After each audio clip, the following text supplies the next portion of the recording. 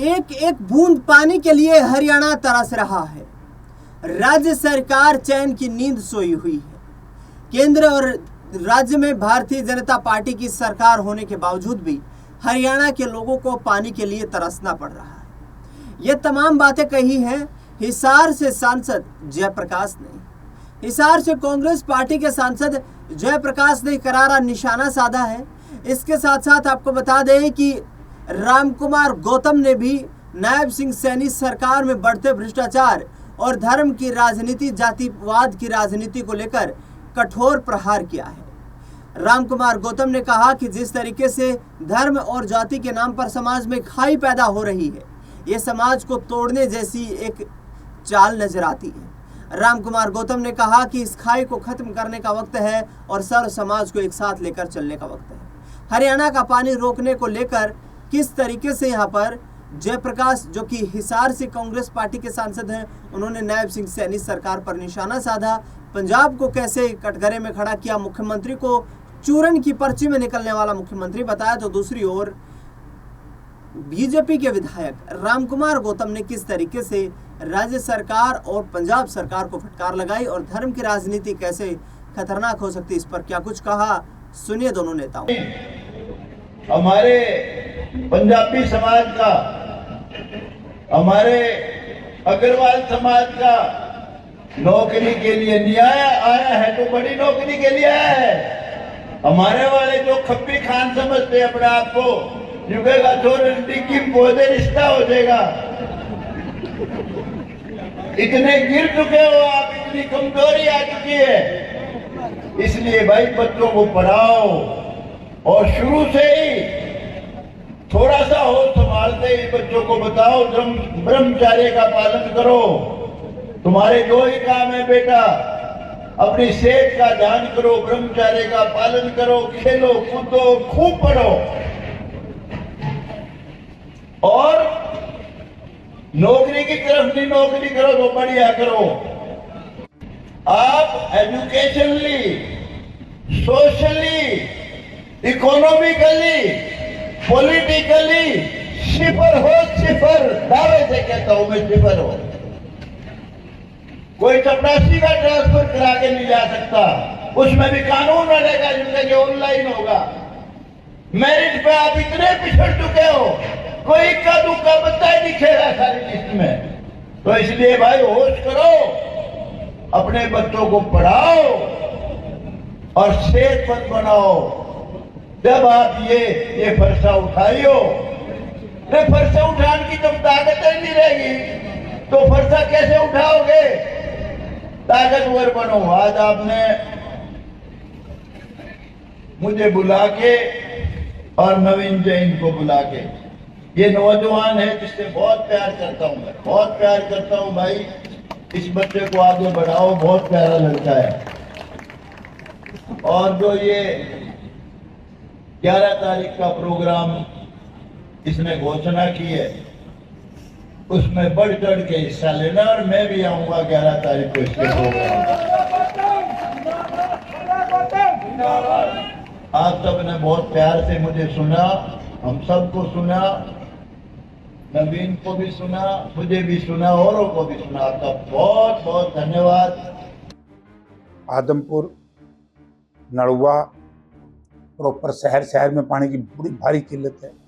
बरवाड़ा और हांसी का इधर का इलाका और ये चले जाओ आप कैथल तक, सरसा, फतेहाबाद, इन इलाकों में बड़ी भारी दिक्कत। आज मैं सुबह से ही लोगों की बातें सुन रहा था, तो यानी कि टैंकर जो 300 रुपये में डलता था, आज वो 1200 में, 1500 में चला गया। इसीलिए आज हमने प्रयास करके MP लेड से जिस गांव ने भी पानी के टैंकर की डिमांड करी, हमने आज उनको करवाया और हम जल्दी मुहैया करवा रहे हैं ताकि लोग कम से कम पानी पी तो सकें। पानी की बहुत कमी है और ये मिसमैनेजमेंट है कि हरियाणा बनने के बाद इस तरह की बुरी हालत कभी नहीं हुई जो अब हुई। और ये भी एक निकम्मी बात है कि पंजाब सरकार ने इस तरीके से एकदम हमारा पानी रोक दिया, ये निंदनीय है। और प्रदेश सरकार के बारे में तो आप लोगों ने देख ही लिया होगा ये तो नेग्लिजेंसी है सरकार की। सरकार की लापरवाही लोगों ने मान लिया और सरकार ने स्वीकार कर लिया। तो ऐसी स्थिति में क्या करोगे आप बताओ? सरकार कुंभकर्ण की नींद सो रही है, पानी की तरफ कोई ध्यान नहीं। तो इन्होंने पंजाब से हमने तो एक डिमांड करी थी कि वे स्पेशल सेशन बुलाओ, जैसे पंजाब ने आज बुला लिया। जब पंजाब के लोग इकट्ठा होकर के कहते हैं कि हम पानी नहीं देंगे, भाजपा में पंजाब और आम आदमी पार्टी दोनों मिलकर के लड़ाई लड़ रही है, तो हरियाणा में हम कहते हैं कि कांग्रेस इनके साथ खड़ी है, सरकार के साथ, जो इस पानी की लड़ाई लड़ेंगे हम साथ खड़े। लेकिन सबसे पहले तो ये चाहिए ना, अगर समय रहते संभाल लेते। दो मौके आए थे, एक तो राजीव लोंगोवाल अकॉर्ड लागू हुआ है 1985 में, तो उस वक्त अगर ये नहर की खुदाई, उस वक्त का विपक्ष लोकदल और बीजेपी नहर का निर्माण ना रुकवाते तो SYL संपूर्ण हो जाती थी, काम चलता। बख्तन बेबख्तन दुर्भाग्य हरियाणा प्रदेश के किसान का राजनीतिक चक्कर में फंस के लोगों का नुकसान कर दिया नेताओं। सर, आज आपसे हिसार के रेहड़ी संचालक मिले हैं और उनके द्वारा ये कहा जा रहा है पाकिस्तान किया जा रहा है गरीब लोगों को, क्या कहना है? मैं इसकी निंदा करता हूं। रेहड़ी चालकों को जिस तरीके से, यही तो है कि सत्ता के नशे में आंधे हो गए, चाहे प्रदेश की सरकार हो और चाहे शहर की सरकार हो। कारपोरेशन का जो चेयरमैन मेयर बनाया, उन्होंने तो बिल्कुल हद ही कर दी, लोगों का सामान ही पलट देता जाए।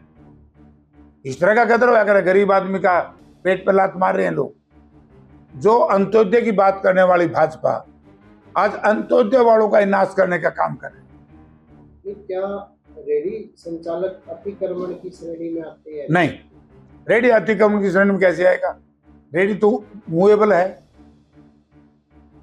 अतिक्रमण तो वो होगा ना जो स्थायी स्ट्रक्चर बनेगा, ये स्थायी स्ट्रक्चर नहीं है। हम उसकी निंदा कर ही रहे। हमारी पार्टी ने तो, हमारे नेता राहुल गांधी जी ने और खड़गे साहब ने तो स्पष्ट शब्दों में कह दिया था कि भाई केंद्र सरकार जो फैसला ले, कांग्रेस इस दुख की घड़ी में देश को एक रखने के लिए, क्योंकि कांग्रेस पार्टी ने तो देश की एकता और अखंडता के लिए अपने दो नेताओं के प्राण न्यौछावर हुए, शहीद हुए इस देश की लड़ाई में। तो कांग्रेस तो ये सवाल ही नहीं पैदा होता कि इस तरह के संकट में साथ ना दे, साथ दे ही रही है। अब ये तो केंद्र सरकार ने करना क्या निर्णय लेगी। दिल से स्वागत करता हूं। बहुत आपने दिल से ये प्रोग्राम बनाया है, दिल से। हाजिरी मायने नहीं रखती, जितना दिल, जोश और जितना हौसला और जितनी लगन, जितनी भगवान परशुराम के प्रति आस्था मायने ये रखती है। आप सबकी आस्था है। एक बात जरूर कहूंगा भाई,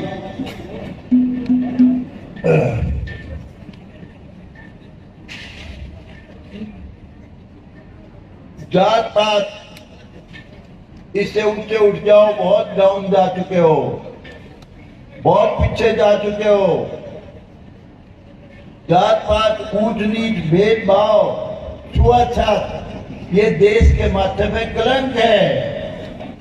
कौन कौन राज करके, यहाँ मुगले राज करके, अलाउद्दीन खिलजी, कभी बाबर का कुनबा, कभी लोधी वंश, कभी कोई वंश, और गुलामों के गुलाम अंग्रेज राज करके, क्योंकि हम बटे हुए थे, जात पात के चक्कर में थे। जात पात इस देश का बीन मार देगी, दोबारा गुलाम बना देगी, याद रख लेना। सब जातियों से प्रेम करो, सब जातियां सम्मान के योग्य हैं, सब जातियां अच्छी हैं, कोई जाति बुरी नहीं है।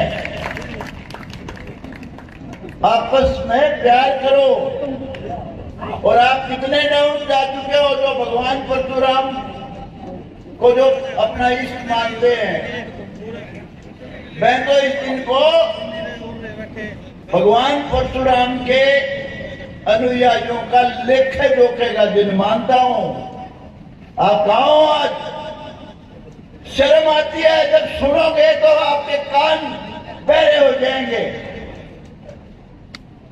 400 सब इंस्पेक्टर की पोस्ट निकली थी 2022 में।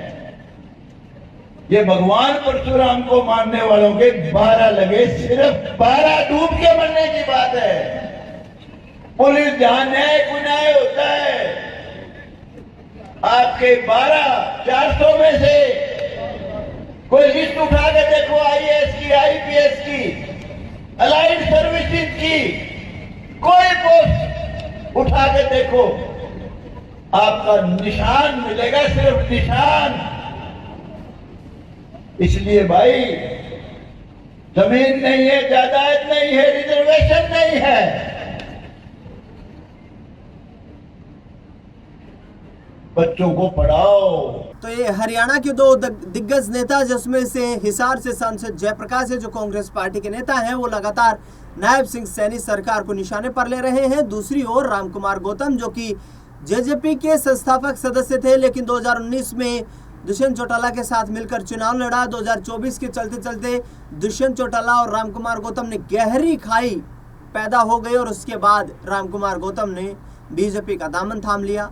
जींद जिले की सफीदो विधानसभा सीट से रामकुमार गौतम विधायक बने और अब राज्य सरकार में विधायक के रूप में काम कर रहे हैं। फिलहाल देखना दिलचस्प होगा कि आगे आने वाले वक्त में मुख्यमंत्री नायब सिंह सैनी इन महत्वपूर्ण मुद्दों पर कैसे बड़े फैसले लेते हुए नजर आते हैं। इस खास खबर में इतना ही।